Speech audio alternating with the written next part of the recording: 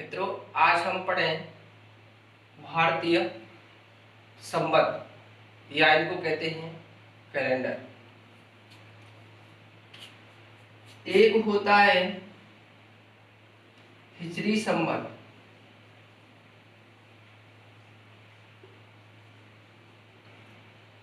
यहां से प्रश्न कई बार पूछे गए हैं और आए दिन पूछे भी जाएंगे। तो यहाँ से कौन कौन से प्रश्न पूछे जाते हैं देखो। पहली बात, इसका जो प्रारंभ है वो कब हुआ, यानी इसका प्रारंभ हुआ 16 जुलाई 622 ईस्वी सन को। कब? जब हजरत पैगंबर मोहम्मद साहब ने, हजरत पैगंबर मोहम्मद साहब ने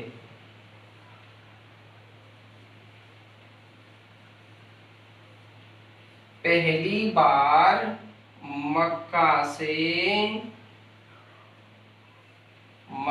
से मदीना की यात्रा की। तो उस समय जो घटना घटी उसे जाना जाता है हिज्र की घटना के नाम से, यानी कि इतिहास में इसे किस नाम से जाना जाता है? हिज्र की घटना के नाम से जाना जाता है। वर्तमान में जो तुम्हारा चल रहा है वो कौन सा है? यानी कि वर्तमान में यह जो संवत है वो तुम्हारा चल रहा है 1441। इस संवत में जो वर्ष में कुल दिन होते हैं तो उनकी जो संख्या होती है वो 354 या 355, यानी कि यह ईसवी सन से 11 दिन पीछे रहता है। यानी कि एक वर्ष में 12 चंद्रमास होते हैं, ये इन्हीं पर निर्भर करता है। 12 चंद्रमास होते हैं।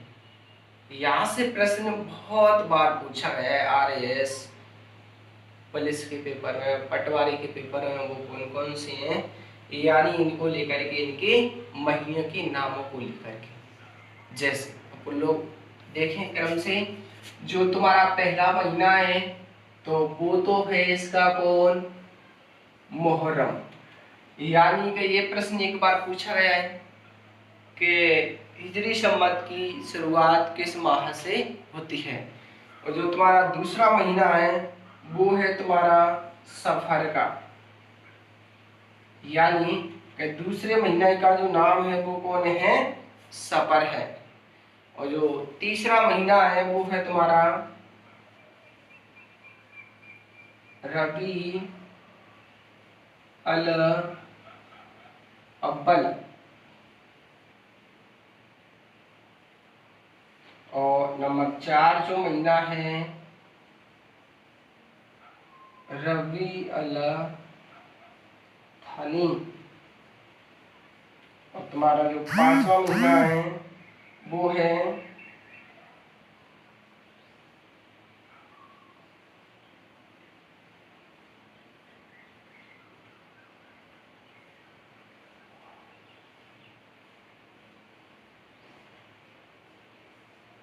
इसी प्रकार 6वां महीना है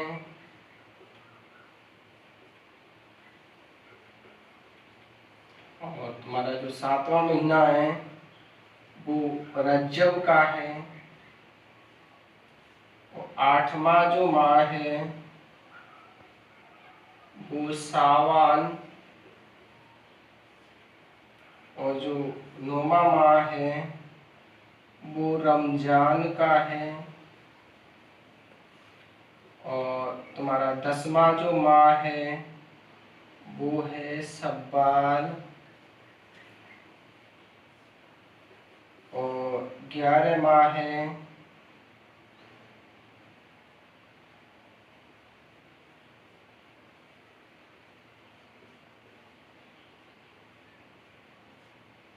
और लास्ट का जो माह है वो है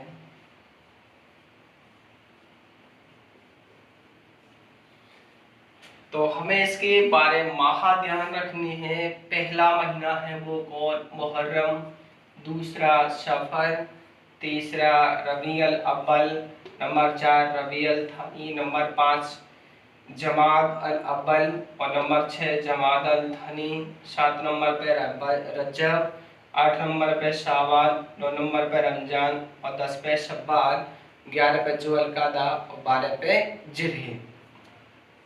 एक बार मैं फिर से दोहराता हूँ, ये कौन सा कैलेंडर है? हिजरी संवत। इसकी शुरुआत कब हुई? 16 जुलाई 622 ईस्वी में। कब? जब पहली बार हजरत पैगंबर मोहम्मद साहब ने मक्का से मदीना की यात्रा की, तो उस यात्रा को इतिहास में जाना जाता है किस नाम से? हिज्र के नाम से जाना जाता है। और वर्तमान में जो हिजरी संवत है वो तुम्हारा कौन सा चल रहा है? 1441। इस हिजरी संवत में एक वर्ष में कुल दिन होते हैं वो कौन कौन कितने होते हैं? या तो 354 या 355, यानी कि सामान्य कैलेंडर से 11 दिन पीछे रहता है इस दिन। तो यहाँ से प्रश्न कई बार पूछे गए हैं और ये निर्भर करता है किस पर? चंद्रमास पर। क्लियर? अब लोग आगे देखें। नेक्स्ट बात करें शक संवत। ये भी अपने लिए वेरी वेरी इंपॉर्टेंट है, मोस्ट है, क्योंकि यहाँ से प्रश्न बहुत ज्यादा आने के चांसेस रहते हैं। इसे कहते हैं भारतीय कैलेंडर या इसे कहते हैं राष्ट्रीय कैलेंडर, क्योंकि राष्ट्रीय कैलेंडर इसे घोषित किया गया 22 मार्च 1957 में। तब से कहा जाने लगा कि अपने देश का जो एक अलग कैलेंडर है और उसका जो नाम है कौन है? शक संवत। इसको प्रारंभ करने वाले का नाम है और वो कौन से वंश से संबंधित था, यानी कि कुषाण वंश का एक राजा था, उस राजा का नाम क्या था? कनिष्क। कनिष्क ने 78 ईस्वी सन में, कनिष्क ने 78 ईस्वी सन में अपने शासनकाल के दौरान शक संवत की शुरुआत की। इस राजा के बारे में थोड़ा बता दूं मैं तुम्हें। देखो, इसकी 2 राजधानी थी। एक राजधानी थी पुरस्पुर,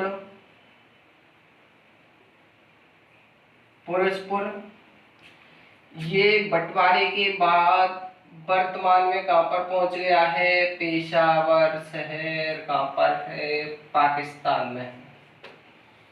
दूसरी जो राजधानी थी वो थी यूपी में मथुरा। बौद्ध धर्म में 4 संगीति भई, तो इसने चतुर्थ बौद्ध संगीति का आयोजन करवाया, यानी चतुर्थ बौद्ध संगीति का आयोजन करवाया, बौद्ध संगीति का आयोजन करवाया। कहाँ करवाया? कुंडलवन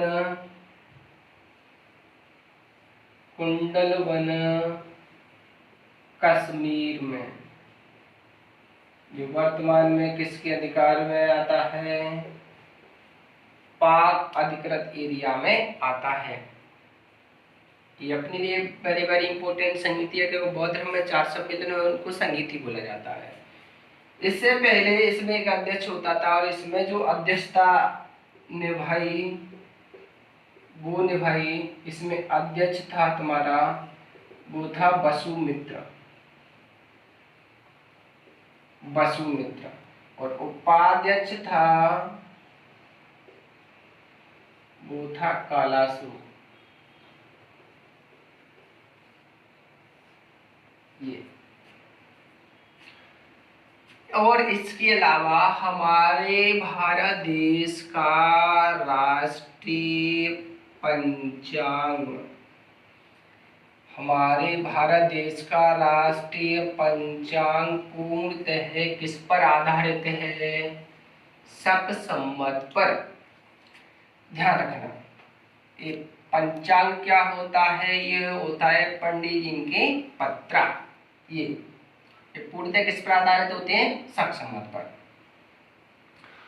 मित्रों, इस कैलेंडर के सभी महीने होते हैं कितने दिनों के होते हैं? 30 दिनों के होते हैं। और जिनमें प्रथम माह है तुम्हारा चैत और अंतिम माह है कौन? फाल्गुन। इनको कहते हैं हिंदी माह, हिंदी माह के नाम से जाना जाता है।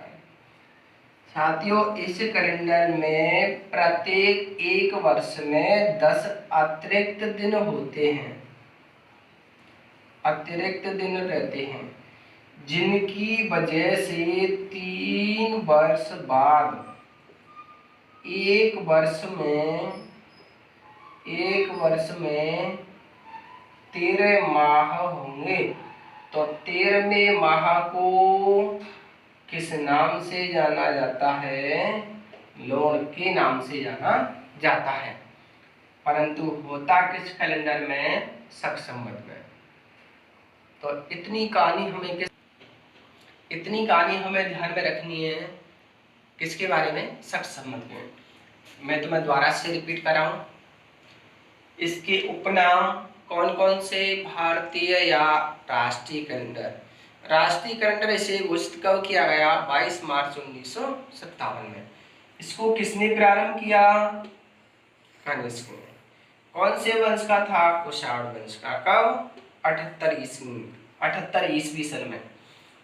कनिष्क की कितनी राजधानी थी? 2 राजधानी थी। एक कौन सी थी? पुरस्पुर। ये शहर कहाँ पर है? पेशावर शहर वर्तमान में कहाँ पहुंच गया है? पाकिस्तान में। दूसरी राजधानी थी यूपी में मथुरा। बौद्ध धर्म में चतुर्थ बौद्ध संगीति का आयोजन किसने करवाया? कनिष्क ने करवाया। कहाँ पर करवाया? कुंडलवन कश्मीर में, जो किसके अधिकार में आता है? पीओके एरिया में आता है। इसमें अध्यक्ष कौन थे? वसुमित्र थे। और उपाध्यक्ष थे कौन थे? वो कालासुर थे। ध्यान रखना, इस कैलेंडर की जो महीनों की अवधि होती है वो कितने दिनों की होती है? 30 दिनों की। और प्रथम महीना कौन? चैत्र। और अंतिम महीना कौन? फाल्गुन होता है। और हमारे देश का राष्ट्रीय पंचांग किस पर आधारित है? पूर्णतः शक संवत पर आधारित है। इस कैलेंडर में प्रत्येक एक वर्ष में कितने अतिरिक्त दिन होते हैं? 10, जिनकी वजह से के वर्ष बाद? 3 वर्ष बाद। एक वर्ष में कितने महीना होंगे? 13। और 13 महीना को किस नाम से जाना जाता है? लॉ के नाम से जाना जाता है। नेक्स्ट अपन लोग बात करें ईसवी सन कैलेंडर की। आगे अपन लोग बात करें ईसवी सन कैलेंडर या ग्रेगोरियन कैलेंडर।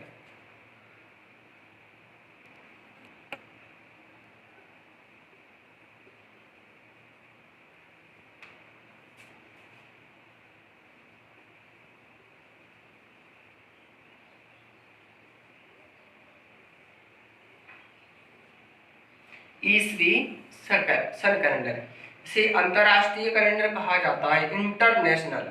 यानी कि अपने जो अंतरराष्ट्रीय प्रोग्राम होते हैं वो किस कैलेंडर पर आधारित होते हैं? ईसवी सन कैलेंडर पर। अरे ग्रेगोरियन नाम का तो एक कौन था व्यक्ति जो रहने वाला कहाँ का था? रोम का। और रोम राजधानी है कहाँ की? इटली की। रोम का रहने वाला था। ये कौन था? पोप था। पोप कौन होते हैं? ईसाइयों के पुजारी। ईसाइयों के पुजारी। ये 13वें नंबर के पोप थे। कहाँ के थे? रोम के। रोम क्या है? इटली की राजधानी। अरे रोम को कहा जाता है पोपों का शहर। क्या कहते हैं? पोपों का शहर। तो इन्होंने आधार बनाया कि मैंने जिस दिन यह कैलेंडर लिखा उस दिन ईसा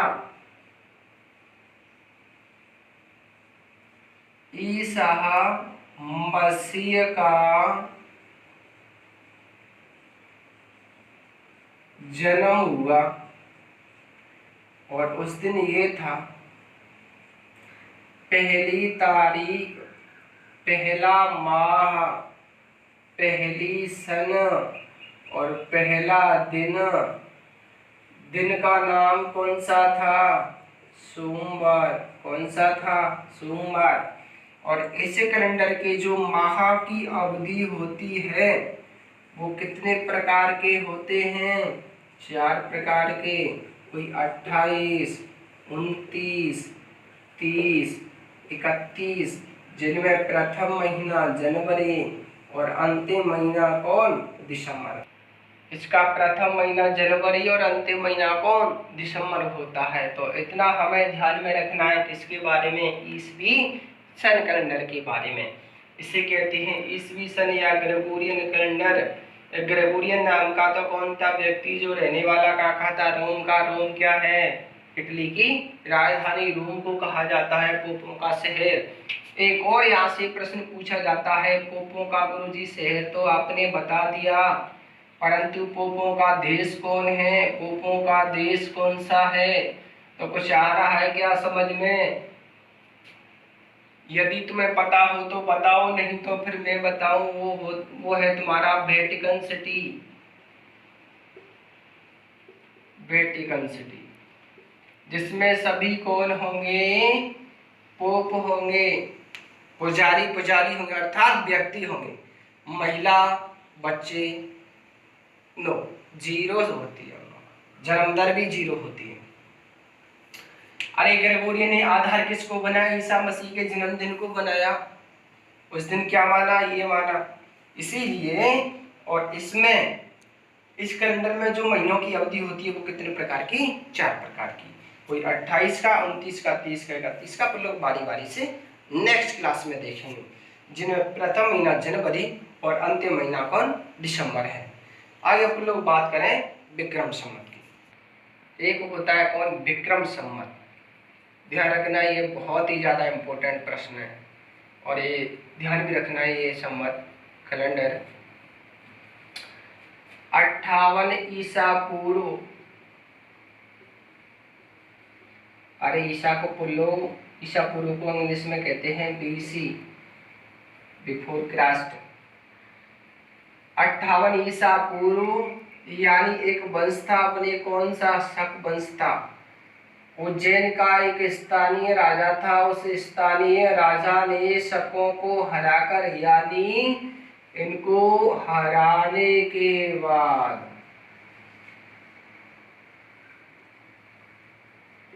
जीत की खुशी में, उपलक्ष्य में उस राजा ने उपाधि धारण की। कौन सी? विक्रमादित्य की। विक्रमादित्य की। उसी समय कौन से संवत की शुरुआत हुई? विक्रम संवत की।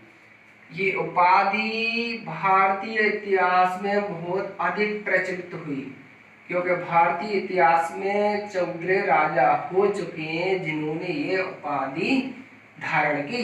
अरे पहला राजा आता है गुजरात का राजा मोर,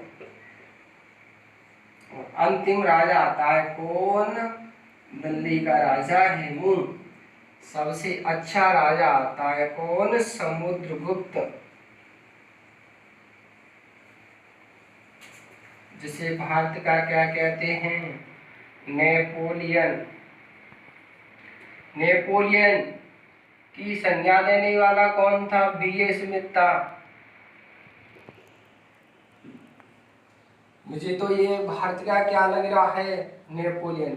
मूल तौर पर इटली का रहने वाला था नेपोलियन बोनापार्ट, तानाशाह शासक था। यानी विक्रम संवत की शुरुआत हमें ध्यान में रखनी है किस वर्ष हुई? 57 ईसा पूर्व।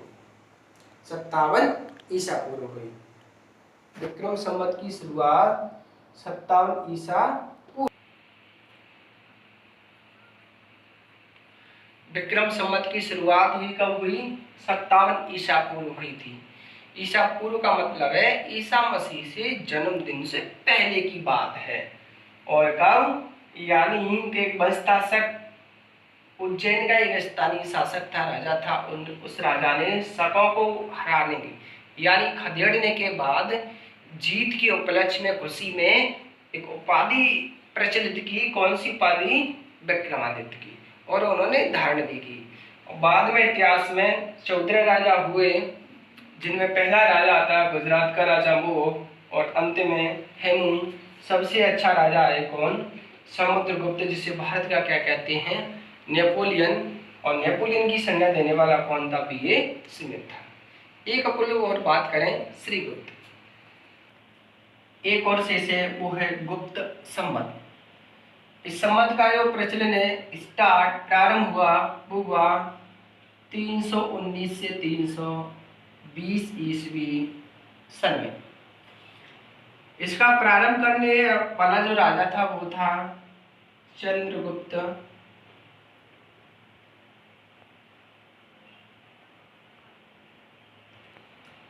इतिहास में स्रोतों के अनुसार इसी समय इनका क्या हुआ? राज्याभिषेक हुआ।